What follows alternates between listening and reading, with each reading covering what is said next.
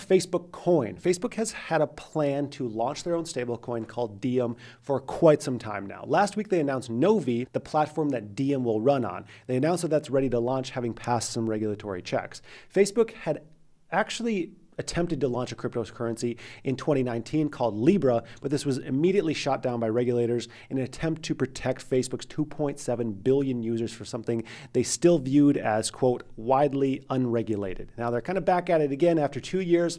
Facebook has spent a lot of time developing Novi and Diem in preparation for a second attempt. And in the meantime, the US government seems to be slightly more open to crypto projects, a little bit anyways. Now there are concerns with Facebook having their own coin.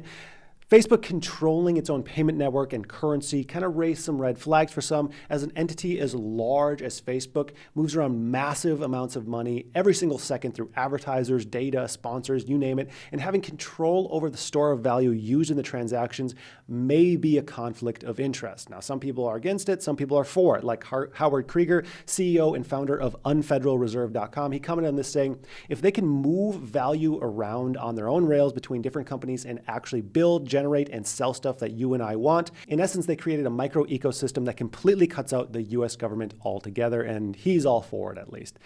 This is going to be an interesting one to say the least, and it might mean that you want to put Facebook on your stock watch list just to see what happens here. If Facebook manages to attract, let's say, $25 billion into their stablecoin, this means that they'd be able to lend out that money in their reserves for a profit.